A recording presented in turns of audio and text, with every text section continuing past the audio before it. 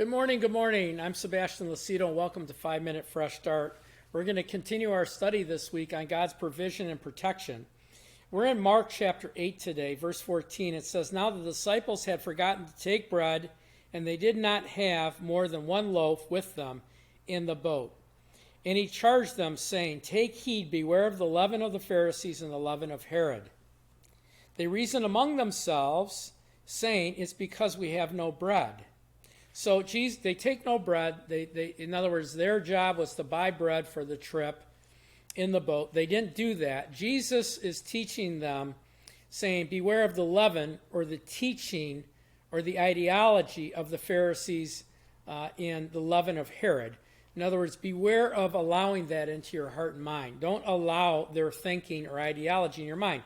That was what Jesus was saying. They said it's because we have no bread. Jesus was thinking spiritually, they were thinking physically.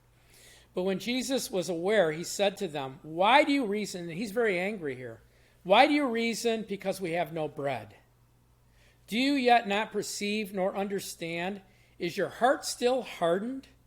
Have your eyes do you not see, and ears do you not hear? And do you not remember when I broke the 5 loaves for 5,000, how many baskets full of fragments did we take up?"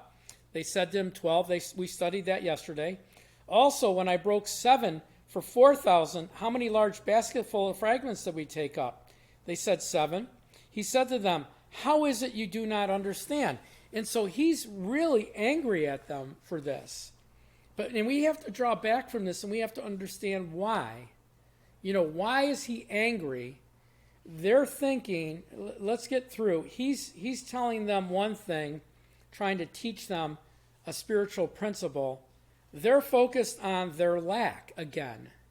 I mean, just understand why Jesus is so mad and angry. It says, "Why do you reason that we have no bread?" Why are you even thinking about not having bread?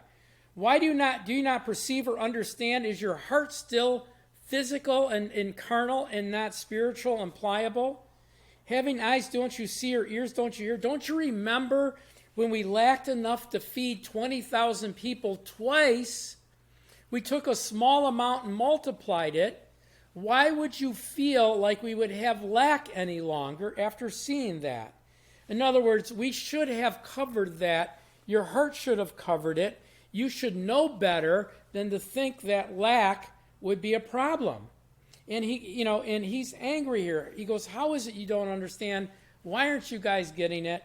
And you look at this and you say, "Oh, well, what does this mean?" Well, let me show you in James chapter 1, verse 2. It says, "My brethren, count it all joy when you fall into various trials, knowing that the testing of your faith produces patience." So James is teaching that when you have a trial, something that is, overwhelming, something that you need God to get you out of, using your faith will produce patience in you to wait on God. He said, "Let patience have its perfect work, that you may be perfect and complete, lacking nothing." How do any of us lack nothing? How do we get to a point where there is no lack in our life at all? There's only one place for that, and it says it there. It says that we have faith and patience in God so that we're content with what we have, knowing that whatever is lacking, he's going to care for it. He's going to fill it in. He's going to be the Lord, our provider. And so we need to change our thinking. Remember, Jesus was angry at them for thinking this way. In other words, he was, don't think of lack anymore.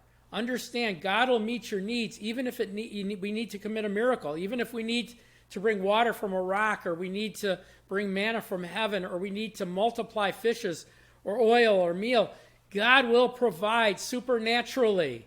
He has agreed to provide supernaturally. He said, "Seek ye first the kingdom of God and his righteousness," and all the things that we're chasing, the food and clothing and shelter and money and all the other things, would be available to us in abundance. So here, guys, we need to change our thinking. We need to understand God, that he wants us to rely on him for our provision, for our protection. Please share this with your family and friends.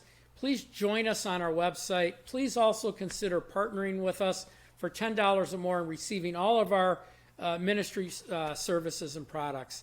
God bless you guys, and have a great day. Thank you.